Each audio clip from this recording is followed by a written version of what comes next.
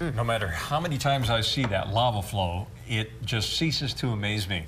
There's something mesmerizing. Mesmerizing. Yeah. And you just think, well, how hot is that stuff? Well, if you stuck your toe in there, it wouldn't come back out. I'll No, tell you that. your toe would be gone. It'd be gone.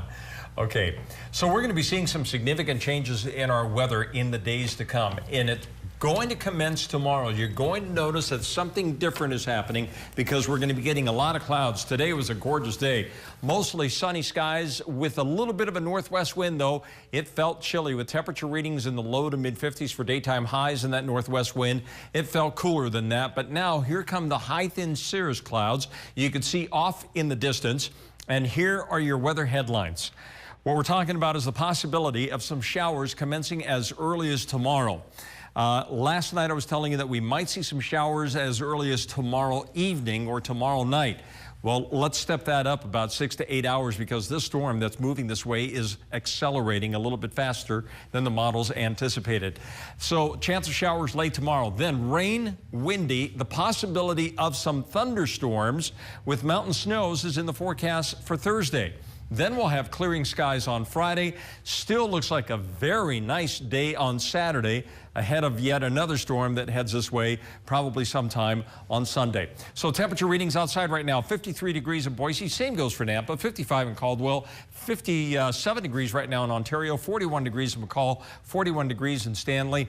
All in all, just about pretty much par for the course. Let's talk about the satellite imagery now, because this shows a lot of activity that's brewing out here in the Pacific Ocean. What we have is an area of low pressure that's developing up here in the Gulf of Alaska, and look at this big fetch of moisture. It's developing ahead of this low. So this is what's going to be driving the weather over the next couple of days. Ahead of it, there's already a little disturbance that's going to try and generate some shower activity for us here in the Treasure Valley late in the day tomorrow. I'd say anytime after about 12 noon, into the evening hours, we'll see a scattering of showers, could see a little bit of a south breeze, but this is what happens on Thursday. The core of that low is going to be moving right across southwestern Idaho. There's going to be a lot of air that's going to be rushing to meet the center of this low. So number one, we'll see windy conditions ahead of and behind the front on Thursday. Number two, we'll be seeing rain on Thursday. And number three, the possibility of some occasional thunderstorms with a question mark. It all depends on where the actual center of the low goes and how the front interacts with us here in southwestern Idaho, but I would not rule out the possibility of some thunderstorm activity. So that's going to cause issues with rivers that could rise rapidly if we get some heavy downpours, especially over the mid and higher levels of our local mountains and foothills. So here's the futurecast. Let's go. Tomorrow morning, 8 o'clock in the morning, increasing clouds. Notice the shower activity already developing around west central Idaho up in the Long Valley. This is tomorrow evening, right around 4 to 5 o'clock. A scattering of showers with some high elevation mountain snow.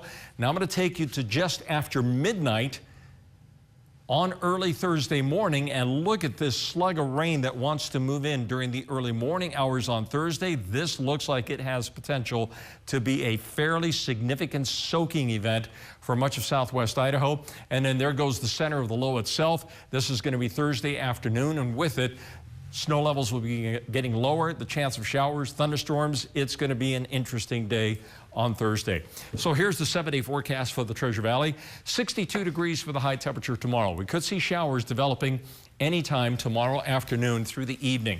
Then it gets heavier on Thursday with the possibility of some thunderstorms. Gusty winds. We could see winds in excess of 40 to 50 miles per hour with some gusts in some areas up to 60 miles per hour. Then on Friday, it starts to clear out.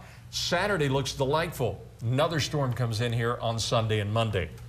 In the mountains, we'll be seeing a rain-snow mix late tomorrow with a rain-snow mix expected, depending on elevation. Probably anything below 5,000 feet will be rain. Anything 5,000 feet above will be snow. Clearing skies on Friday and Saturday. Looks like an awesome ski day Saturday and Friday for that fact. And then on Saturday, late Sunday and Monday, here comes yet the next storm. So hyperactive weather pattern, but the storm system on Thursday, because the intense low pressure system that's going to move through has the potential to really kick up some winds and spark off some thunderstorm activity. So that's what we're going to be watching primarily Thursday, but it could start as early as tomorrow with just some showers. All right. Okay. Before we had to break, a quick clarification. Earlier we said that Coit Herrick, There's going to be a candlelight vigil. This is the young man that fell to his death over the weekend. It starts at 8 o'clock. It is at Middleton High School. I misspoke earlier. The graphic was correct. It's at Middleton High School.